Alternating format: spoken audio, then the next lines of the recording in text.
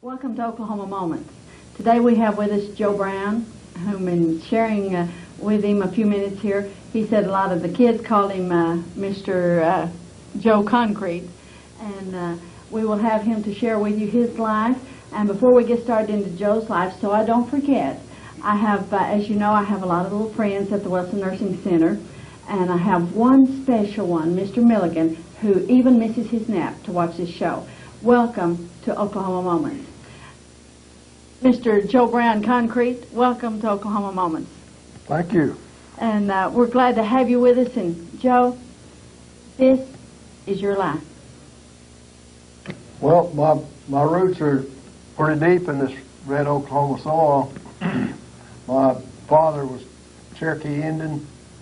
His mother lived in Muskogee, and his father lived nearby, and they were he was born in 1896 on May the 24th, and he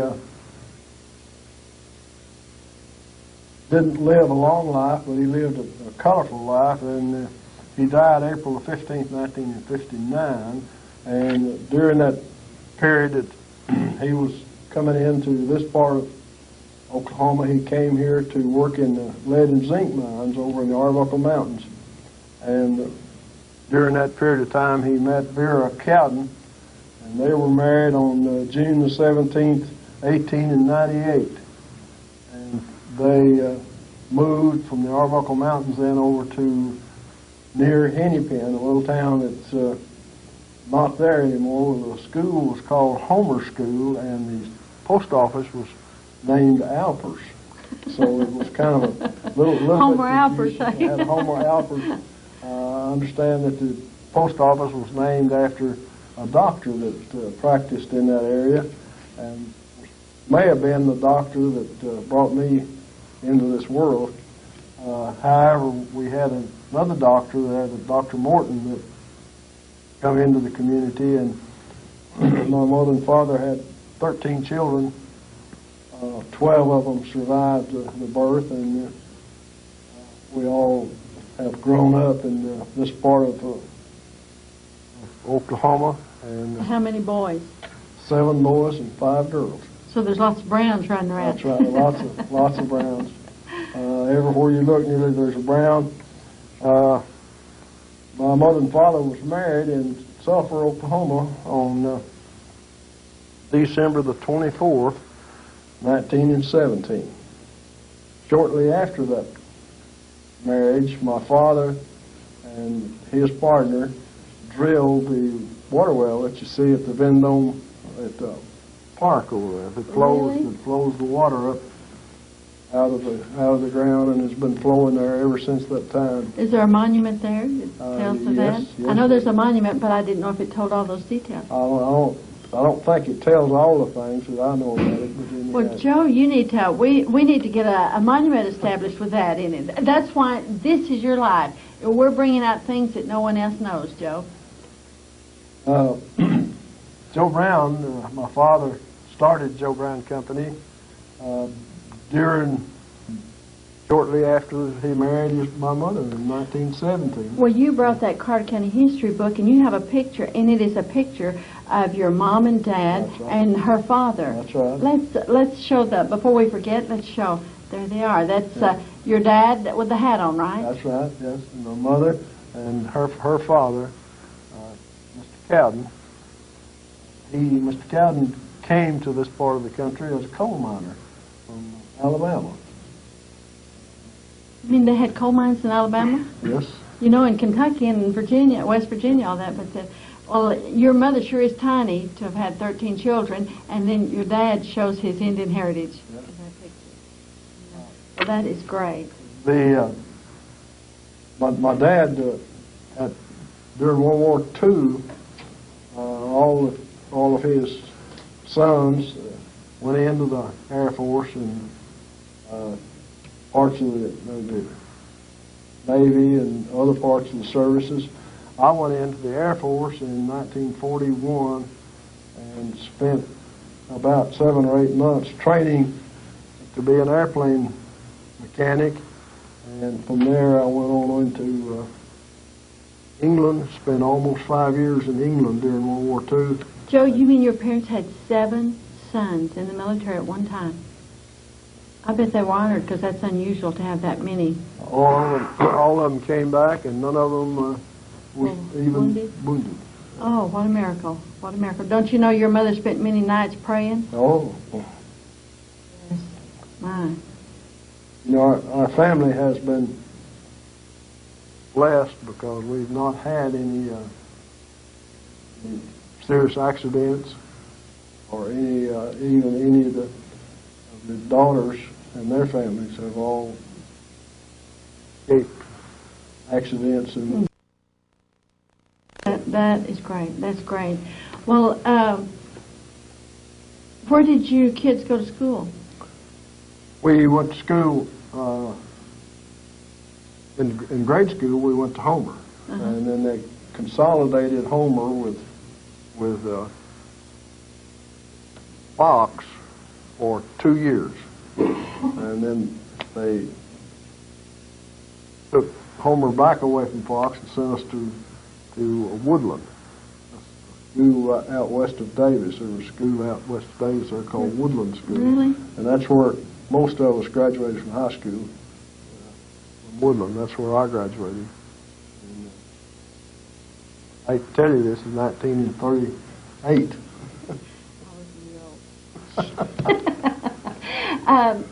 Well, where did you go after that? What did you do? After that, spent about a year and a half working with my father farming. At that time, he was had a lot of land, and he was farming and had some drilling rigs and also had some trucks. And then I went into the Air Force in 1941. The Air Force and spent over 5 years in the Air Force. Well, when did you meet your wife? Well, I met my wife about 4 years, 4.5 years after I come back from the Air Force, and she was working for the welfare department and had a job in Sulphur, Oklahoma. And, Is that where she's from, Sulphur or Davis? no, she's from Marshall County, Oh, is Marshall Love County line at Lebanon, Oklahoma. And she was living in Oklahoma City at the time that we got married. That's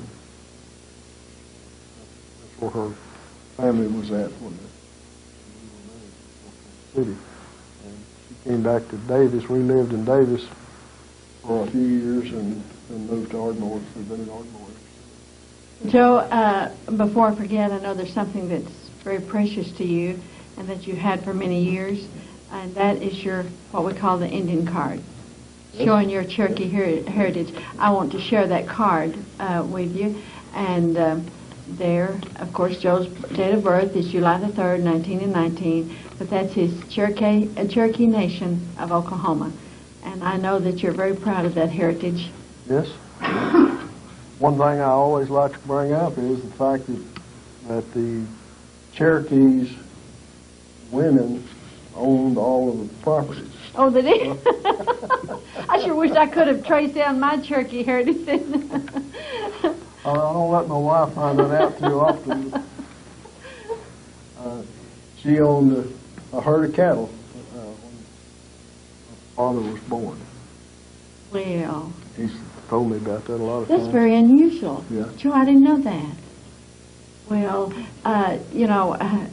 we women would love to know that today. No wonder all of us are trying to trace our Indian heritage and the Cherokees. Well, Joe, how did you get into the cement business? I know that you lived in Davis, and you told me that you knew our superintendent Yes. from Davis, Yes. Gary Fullerton. Yes.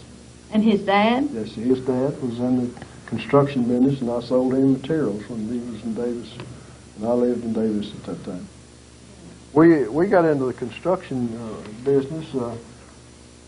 As I mentioned a while ago, my dad had some drilling rigs, and we had some trucks that were not working full time, so we decided that we'd start selling building materials, and we gathered up the rock that was in the creeks along on the north side of the Arbuckle Mountains. It comes down out of the mountains, and the gravel that's formed in those creeks is very good material to make concrete out of. And we started selling that material to the oil companies in the oil fields around Ratliff City and County Line and Velma, and they used that material to make bases for pumping units and power units and that kind of stuff. And that's how we got into the selling materials in the oil field. And then we bought a ready-mix concrete plant in Ratliff City, and the company from that point went on and now has 17 ready-mix plants scattered around over southern Oklahoma. And in addition to that, we run a fleet of trucks that hauls dry materials, dry rock and sand and cement and asphalt and that kind of stuff. And we operate in about 7 or 8 states with that fleet of trucks. Do you operate all out of Oklahoma, or do you have satellite offices or places? We operate all over southern part of Oklahoma, and we have a terminal in Salt Lake City now, and we have had terminals in different places, and we move them around. I say I'm almost retired. We're behind it. We started, didn't we? I now serve as chairman of the board, and my daughter is the president of the company and operates the company on a day-to-day basis and has been now what for about is her 2 name? years. Her name is Teresa Jo Yes. Brown. Oh, it is? Yes. So she carried on the Joe Brown. Yeah. That's neat. Yeah. Well, and you told me she went on to get her law degree. Yes. She graduated from the Oklahoma University Law School and went to work for Kerr McGee and spent 7 or 8 years with Kerr McGee, and then came to Ardmore and set up a practice and practiced there in Ardmore for some time. About 2 years ago, she decided it was time for her to start running Joe Brown County.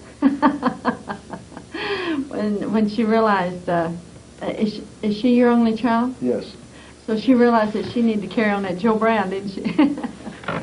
She's my only child, and she only has one child, so the Brown line is going to run out there somewhere. Is her child? Yeah. So her child's a daughter, and isn't? His name's Hal. Oh, his name's Hal. Yeah. See, so the Joe Browns. Yeah. Well, Now, some of the other family, brothers, still have some children around, yeah. That's great. Well, on getting back to your life, I know that with 13 children and growing up around Hennepin, tell me some of the things about your life. I want to know about you, Joe. I know that you're a man of few words. I know you're very modest, but I want to expound on your life.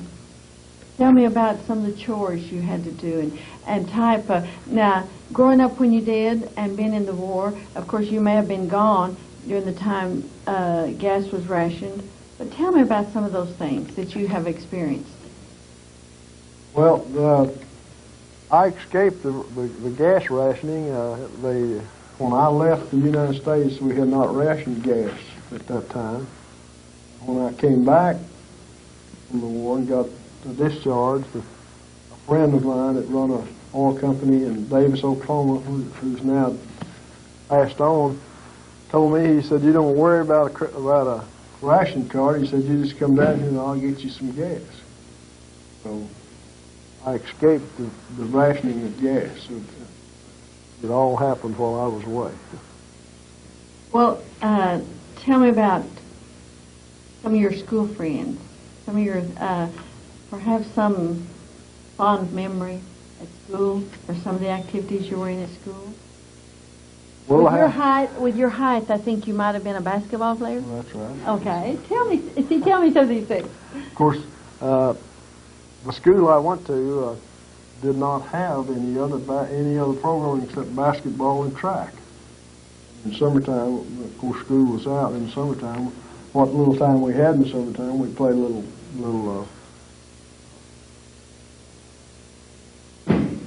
Baseball.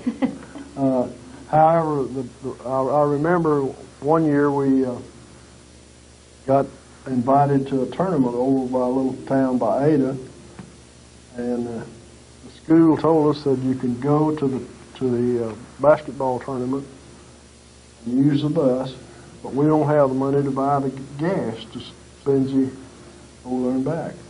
So the basketball team, went and cut wood, hauled the wood and sold it, and got enough money to buy the gas to go to the basketball game. Well, luck didn't last all the way through, so the day we had to go play ball, it must have been about 10 degrees. And so the bus we was riding in didn't have a heater in it. So we got over to where the basketball game was at, and we was a little bit late. We got there maybe 10 minutes before the game started, and we were all so cold that we couldn't play. We got out on the floor, and of course we just got beat.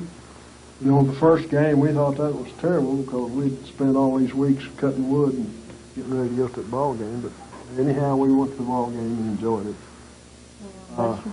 which was at least I can remember. And the friends you left. Do you think anyone would chop wood today and haul it to get to go? Oh, I don't know. They might. I guess the enthusiasm would be there. Our young people are still that dynamic. The friends I made during that period of time, I really cherished. They're really good friends, and there's still some of them around even today. Do you still, do you all have a reunion that where those are together? Yes, we have. Woodland School has a reunion each fall. And this last fall there was probably about 100 people there. That's great. And it'd be hard to get 100 people. The class that I graduated in only had 8 people in it. So they had to have good participation through the years. That's great. And, let me tell you about another friend that I made. I met this guy after I went in the Air Force. He and I became friends, and he lived in New Mexico. He was a rancher that lived right out behind the post office, just 25 miles behind him, he said. right behind the post office. Just 25 miles out behind it. And I won't tell you this, in our Sunday school class a few Sundays ago, we were studying about friends.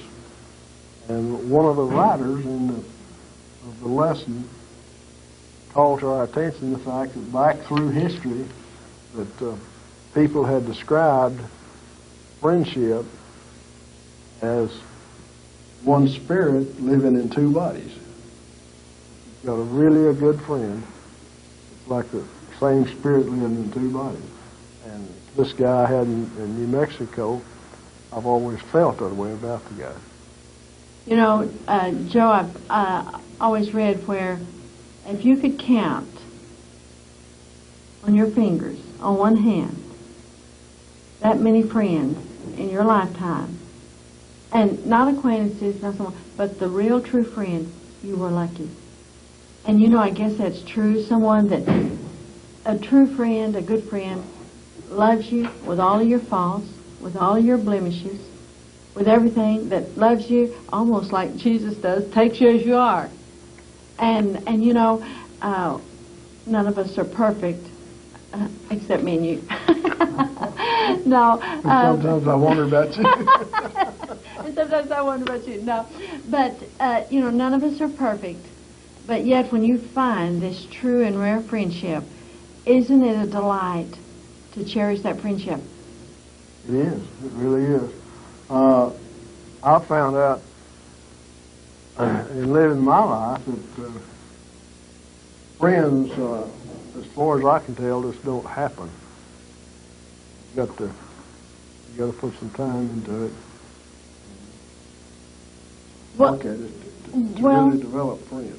Yes, and don't you think that love comes from within, that God has placed inside of us? Yeah. I know you've always been active in church, What church, by the way, in Ardmore? First Baptist. First Baptist.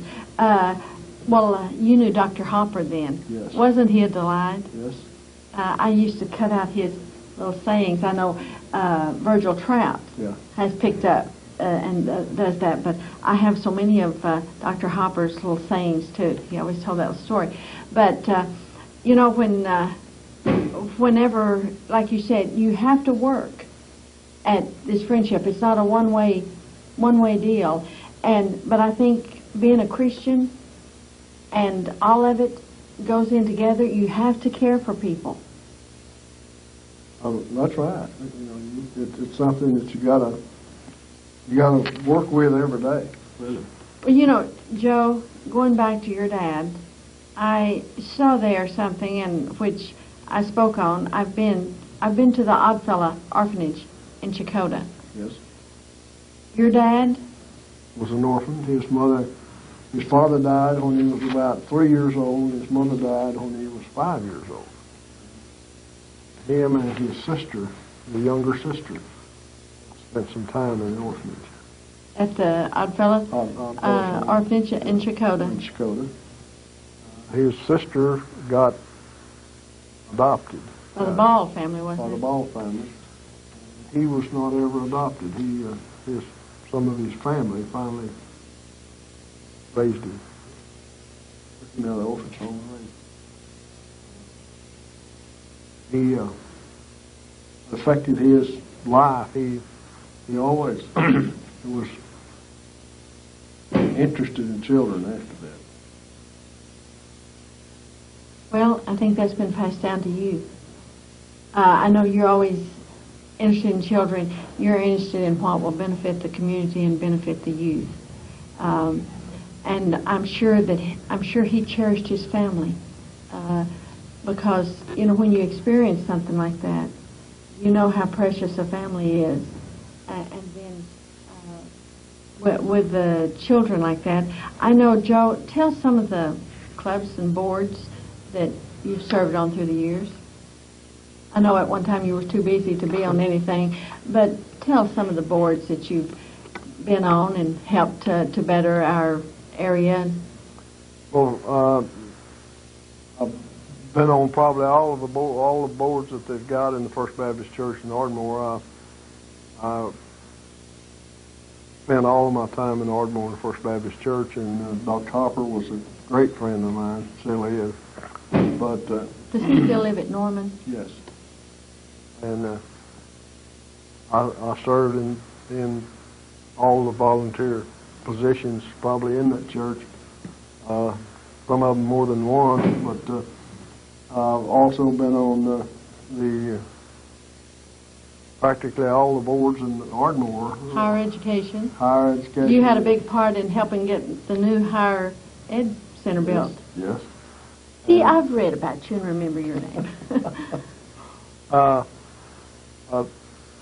State boards, I've been on the Ready-Mix Concrete Association. Was a charter member of the Oklahoma Ready-Mix Concrete Association and served in all the chairs of that, and then been in the trucking associations, on the board of the Baptist Foundation. I served three terms on that board, and then I've also been on the board over at Baptist University OBU, and served there for several years, and still on the board of development. My granddaughter's going to school at OBU. Yeah. That's a lovely school. That's a nice school. I got one other thing I got to tell you. Oh yes, your hat. Yes. I belong to Rotary Club, and Yes. a year, about 5 or 6 years ago, the Rotary Club gave us an opportunity to go to Australia on what they called a friendship tour. And we went to Australia and spent 3 weeks in Australia. Oh, is that where you tell about your industry in the States and share with the business people there? Is that the time? Yeah. We stayed with the people in their homes. Rotarians. Yeah, Rotarians. And I probably spent an average of 2 nights with each family. and got to know a lot of those people, and really made friends with them. And this hat I bought while I was in Australia, and it's an Australian hat, and you can't buy them in the United States. At least I haven't been able to find one. This one's getting pretty well worn out. I'd like to have another one. Oh, yes. And Joe, I don't think this is an Australian animal. What? Now, tell me about this little bulldog. Well, that little bulldog is the emblem for Mack trucks. That's their, Which y'all had when you... that's right. And that's their company logo. And if you buy a Mack truck, they give you an emblem like that. And if you'll notice, Mack truck coming down the road always got a bulldog sitting up in front of the hood. Yes. I have a friend that has a Lincoln Continental, and her husband was in trucking business, and he had a gold bulldog put on each side of her. And, well, Joe, that is a lovely hat. You can tell it's of good quality, too. I'm told it takes 7 rabbits to skin them out to make one of them hats. Really? They got lots of rabbits in Australia. Really, that hopping over those...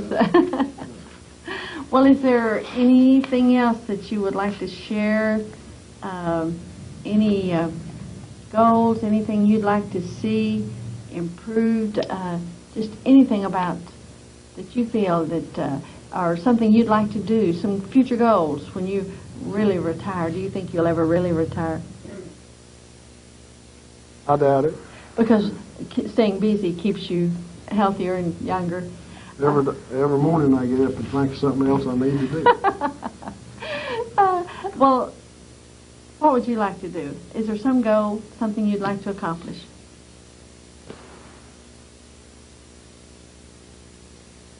Well, it's hard for me to pick out one goal because I've always had several goals that Would you share some of those? That I always work on. And one of the things that I've always worked on is Christian education. I've always felt that we needed a better background for the business people that we have in the United States, especially people that are going to set policies. So it needs to have Christian background. Joe, you remember when we started school each morning with the Pledge of Allegiance? Every classroom said the Pledge of Allegiance. We said the Lord's Prayer or the 23rd Psalm every morning. And now then the Gideons can't even give away those little testaments. You know, I still have testaments from when I was, and I have the little testaments from each one of my children that they came home and cherished those little testaments that the Gideon had presented to them in school. I thought you was going to refer to there the fact that I lived a mile from where the school bus turned around, went by my house, went down there and turned around and came back. And I got up and milked the cow and ate breakfast and got my school books and catch the bus when it come by after it wake me up going down the road. So, yeah, I remember them days and that was what I wanted you to tell, Joe. See, you're just getting relaxed now that it's time to end the show. You're just getting wound up. Yes, those are the things, and those hardships is what made you. The work ethic and the character and the Christian training that your parents gave you is what made you the special person you are today. Thank you for that. And we thank you today for joining us. It has been a delight to have with us Mr. Joe Brown, Mr. Concrete of Oklahoma. And I'm sure that Joe Brown, and Joe may not live to see it, but I'm sure the Joe Brown name will be known nationwide in the future because of his work ethic and his Christian endeavors that he has strived to accomplish. Thank you for